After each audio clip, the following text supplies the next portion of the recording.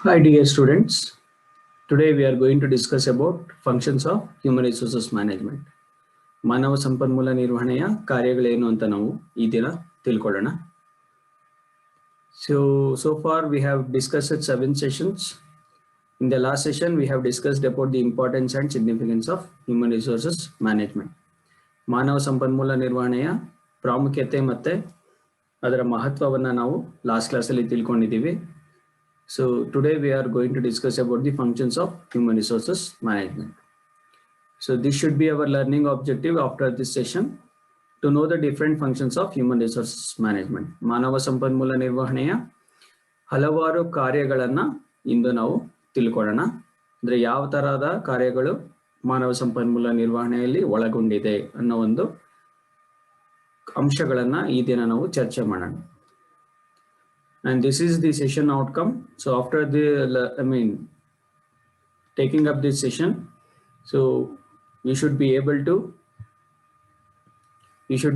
to understand the functions of human resources management. ಮಾನವ ಸಂಪನ್ಮೂಲ ನಿರ್ವಹಣೆಯ ಅಂಶಗಳನ್ನ ಅಂದ್ರೆ ಕಾರ್ಯಗಳನ್ನ ನೀವು ಈ ಒಂದು ಸೆಷನ್ ಆದ್ಮೇಲೆ ಹೇಳುವಕ್ಕೆ ತಿಳ್ಕೋಬೇಕು. So this is the functions of human resources management. So totally the human resources management functions is broadly classified into 3 categories. One is managerial functions, operative functions, and advisory functions. So idana na one by one now ivattu discussion madana. So today we will take up only managerial functions. In the next session we will take operative functions and advisory functions. So first we will take up managerial functions. So managerial functions ಅಂತ ಹೇಳಿದ್ರೆ ನಿರ್ವಹಣಾ ಕಾರ್ಯಗಳು ಅಂತ ಹೇಳ್ತೀವಿ. So ನಿರ್ವಹಣಾ ಕಾರ್ಯಗಳು ಅಂದ್ರೆ ಏನು, ಈಗಾಗಲೇ ನಾವು ಮ್ಯಾನೇಜ್ಮೆಂಟ್ ಅಂದ್ರೆ ಏನು ಅಂತ ಹೇಳಿ ನಾವು ಬೇರೆ ಸೆಮಿಸ್ಟರ್ಸ್ ಅಲ್ಲೆಲ್ಲ ನಾವು ತಿಳ್ಕೊಂಡಿದೀವಿ. ಅಂದ್ರೆ ಮ್ಯಾನೇಜ್ಮೆಂಟ್ ಅಲ್ಲಿ ಬರುವಂತ ಎಲ್ಲಾ ಫಂಕ್ಷನ್ಸ್ ನಾವು ಮ್ಯಾನೇಜರಿಯಲ್ ಫಂಕ್ಷನ್ಸ್ ಅಂತ ಹೇಳ್ತೀವಿ. So it is called POSDCORB ಅಂತ ಹೇಳ್ತೀವಿ. Planning, organising, directing, staffing, coordinating, so all such will come under managerial functions. So ಅದರಲ್ಲಿ ಮೊದಲನೇದು the managerial function of HRM includes the first step is planning, ಯೋಜಿಸುವಿಕೆ ಅಂತ ಹೇಳ್ತೀವಿ. That is, it is necessary to give the organization its goals and directions to establish best procedures to reach the goals. So ಪ್ರತಿಯೊಂದು ಸಂಸ್ಥೆಗೂ ತನ್ನದೇ ಆದಂತ ಗುರಿಯನ್ನ ಹೊಂದಿರುತ್ತೆ. ಪ್ರತಿಯೊಂದು ಸಂಸ್ಥೆಯ ಗುರಿಯನ್ನ ನಾವು ಮುಟ್ಟಬೇಕು ಅಂತ ಹೇಳಿದ್ರೆ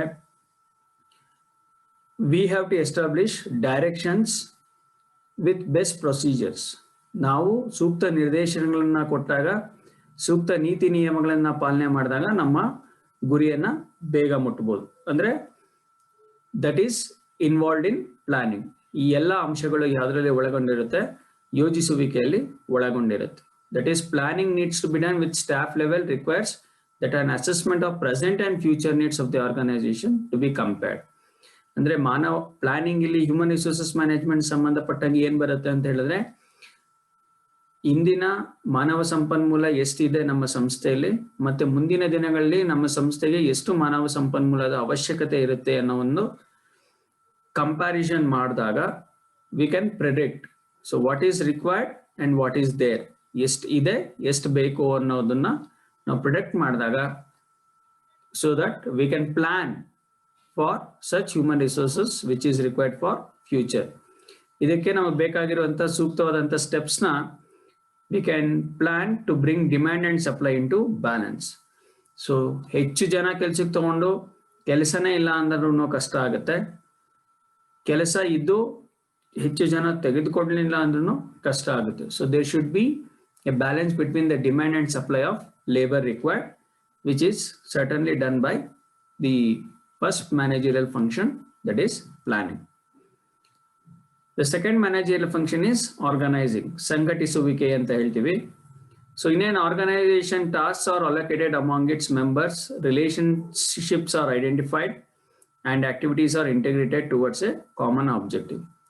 ಸಂಘಟಿಸುವಿಕೆ ಅಂದಾಗ ಏನ್ ಬರುತ್ತೆ ಅಂತ ಹೇಳಿದ್ರೆ, task are to be allocated among its members. ಪ್ರತಿಯೊಬ್ಬ ನೌಕರಿಗೂ ತನ್ನದೇ ಆದಂತಹ ಅವನ ಕೆಲಸ ಕಾರ್ಯಗಳನ್ನ, ಅವನ ಡ್ಯೂಟೀಸ್ ರೆಸ್ಪಾನ್ಸಿಬಿಲಿಟೀಸ್ ನ ಕೊಡಬೇಕಾಗತ್ತೆ. ರಿಲೇಶನ್ಶಿಪ್ಸ್ ಆರ್ ಐಡೆಂಟಿಫೈಡ್, ಸಂಬಂಧಗಳನ್ನ ತಿಳಿಸ್ಬೇಕಾಗತ್ತೆ. that is boss subordinate relationships and activities are integrated towards a common objective. ಎಲ್ಲಾ ಚಟುವಟಿಕೆಗಳು ಒಂದು ಸಾಮಾನ್ಯ ಉದ್ದೇಶನ ಈಡೇರಿಸೋ ಕಡೆ ನಾವು ನಮ್ಮ ಒಂದು ನೌಕರರ ಸಂಘಟನೆಯನ್ನ ಸಂಘಟಿಸಬೇಕಾಗುತ್ತೆ. So relationships are established among the employees so that they can collectively contribute to the attainment of organization goal.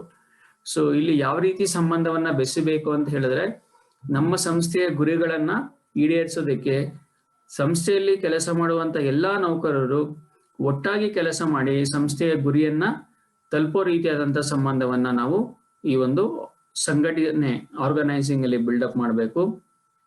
So ಇದನ್ನ ಮಾಡಬೇಕು ಅಂತ ಹೇಳಿದ್ರೆ ಗ್ರೂಪಿಂಗ್ ಆಫ್ ಪರ್ಸನಲ್ ಆಕ್ಟಿವಿಟಿ, ಎಲ್ಲ ವೈಯಕ್ತಿಕ ನೌಕರರ ಚಟುವಟಿಕೆಗಳನ್ನ ಗುಂಪಾಗಿ ಮಾಡಿ ಒಂದು ಗುಂಪಲ್ಲಿ ಅವರಿಗೆ ಚಟುವಟಿಕೆಗಳನ್ನ ನೀಡಬೇಕು.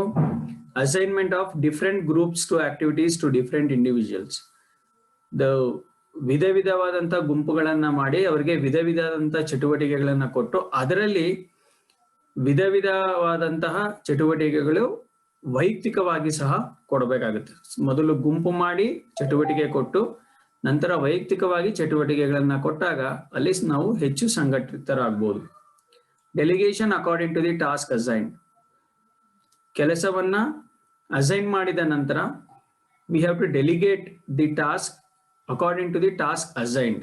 ಸೊ ಕೆಲಸವನ್ನ ಸಮರ್ಪಕವಾಗಿ ಸರಿಯಾದ ರೀತಿಯಲ್ಲಿ ಹಂಚಿಕೆ ಮಾಡಬೇಕು. That is called as delegation. Coordination of activities of different individuals, ವ್ಯಕ್ತಿಗಳಿಬ್ಬರ ನಡುವೆ ಒಂದು ಸಹಕಾರವನ್ನ ಬೆಸೆದಾಗ ಮಾತ್ರ ನಮ್ಮ ಒಂದು ಸಂಘಟನೆ ಅಥವಾ ಸಂಘಟಿಸುವಿಕೆ ಹೆಚ್ಚು ಪ್ರಾಮುಖ್ಯತೆಯನ್ನ ಪಡ್ಕೊಳ್ಳುತ್ತೆ. So such coordination of activities to be maintained between different individuals. Then third is directing, ಅಂದ್ರೆ ನಿರ್ದೇಶನ ನೀಡೋದು. Activating employees at different levels and making them contribute maximum to the organization. So ಎಲ್ಲ ನೌಕರರನ್ನ ನಾವು ಹೆಚ್ಚು ಕ್ರಿಯಾಶೀಲರನ್ನಾಗಿ ಮಾಡಿ ಹೆಚ್ಚು ಚಟುವಟಿಕೆಯಿಂದ ಇದ್ದಾಗ we can get maximum contribution from them. ಅವರಿಂದ ಗರಿಷ್ಠ ಪ್ರಮಾಣದ ಒಂದು ಇನ್ಪುಟ್ ನ ನಮಗೆ ತಗೊಳ್ಬೋದು. And this can be happen only through proper direction and motivation. ಸೂಕ್ತವಾದಂತಹ ನಿರ್ದೇಶನ ಮತ್ತೆ ಪ್ರೇರೇಪಣೆ ಅಥವಾ ಪ್ರೋತ್ಸಾಹಿಸುವಿಕೆ ಮುಖಾಂತರ ನಾವು ಅವರಿಂದ ಹೆಚ್ಚು ಕೆಲಸವನ್ನ ತೆಗೆಸಬಹುದು. Tapping the maximum potentialities of employees is possible through proper direction, motivation and command. ಅಂದ್ರೆ ಸೂಕ್ತವಾದಂತಹ ನಿರ್ದೇಶನ, ಪ್ರೋತ್ಸಾಹಿಸುವಿಕೆ ಮತ್ತೆ ಅವರಿಗೆ ಕಮಾಂಡ್ ಅಂದ್ರೆ ಸೂಕ್ತ ನಿರ್ದೇಶನ ನೀಡೋದೆ ಅಂತ ಹೇಳ್ತೀವಿ ಒಂದು ವಿಧದಲ್ಲಿ. ಅದನ್ನ ಸರಿಯಾಗಿ ಕೊಟ್ಟಾಗ ನಮಗೆ ಅವರಿಂದ ಮ್ಯಾಕ್ಸಿಮಮ್ ಗರಿಷ್ಠ ಪ್ರಮಾಣದ ಉತ್ಪಾದಕತೆ ಬರುತ್ತೆ. So that is directing. Then the fourth one is controlling, ನಿಯಂತ್ರಿಸುವಿಕೆ. ಸೊ ನಾವು ಪ್ಲಾನ್ ಮಾಡಿದ್ವಿ, ಆರ್ಗನೈಸ್ ಮಾಡಿದ್ವಿ, ಡೈರೆಕ್ಷನ್ ಕೊಟ್ವಿ ಅಂತ ಹೇಳಿದ್ಮೇಲೆ we need to control them. Control them ಅಂದ್ರೆ ಏನು? The actual performance needs to be checked with the standard performance. ಅಂದ್ರೆ ಏನು ನಾವು ಸ್ಟ್ಯಾಂಡರ್ಡ್ಸ್ ಅಂತ ಏನ್ ಫಿಕ್ಸ್ ಮಾಡಿರ್ತೀವಿ ಅಂದ್ರೆ ಒಬ್ಬ ಕೆಲಸಗಾರ 8 ಗಂಟೆಯಲ್ಲಿ ಇಂತಿಷ್ಟು ಪ್ರಮಾಣದ ಕೆಲಸವನ್ನ ಮಾಡಬೇಕು ಅಂದಾಗ 8 ಗಂಟೆಯಲ್ಲಿ ಅವ್ನು ಇಷ್ಟು ಕೆಲಸ ಮಾಡಿದಾನ ಅಥವಾ ಅದಕ್ಕಿಂತ ಕಡಿಮೆ ಕೆಲಸ ಮಾಡಿದಾನ ಅನ್ನೋ ಒಂದು ಚೆಕಿಂಗ್ ನ ನಾವು ಮಾಡಬೇಕಾಗುತ್ತೆ. That is called as standard and actual performance checking ಅಂತ ಹೇಳ್ತೀವಿ. That is nothing but controlling. So we have to compare the standards and actuals. If the actual performance is found deviated from the plan, control measures are required to be taken. ನಾವು ಹೇಳಿರುವಂತ standards ಗಿಂತ ಅವನ ಒಂದು ಆಕ್ಚುಯಲ್ಸ್ ಕಮ್ಮಿ ಇದ್ದಾಗ ಅವನ ಒಂದು deviation ಅಂದ್ರೆ ಅವನ ಡೈವರ್ಷನ್ ಎಲ್ಲ ಆಗ್ತಾ ಇದೆ, ಯಾಕಾಗಿ ಅವ್ನ ಸ್ಟ್ಯಾಂಡರ್ಡ್ಸ್ ನ ಮೀಟ್ ಮಾಡಕ್ ಆಗ್ತಾ ಇಲ್ಲ ಅನ್ನೋ ಒಂದು ಕೆಲಸಕ್ಕೆ ಸೂಕ್ತವಾದಂತ ಕ್ರಮಗಳನ್ನ ನಾವು ತೆಗೆದುಕೋಬಹುದು. So that is where controlling aspect is very very important.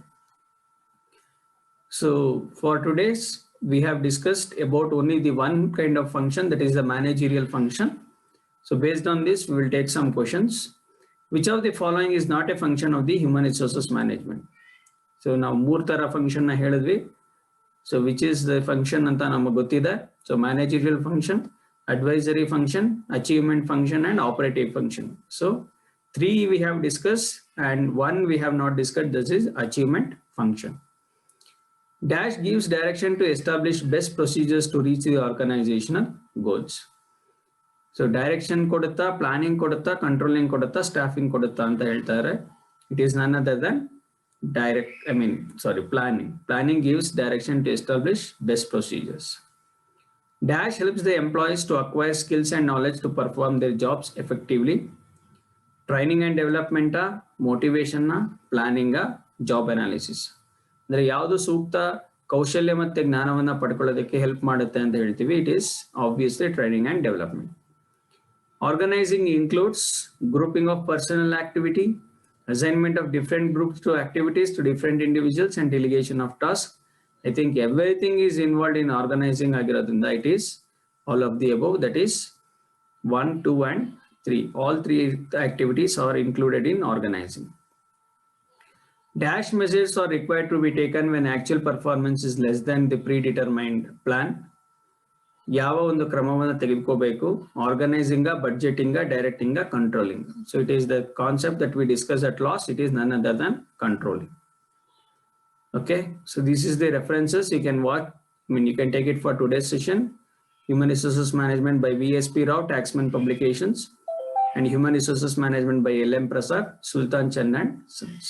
Okay, thank you for watching.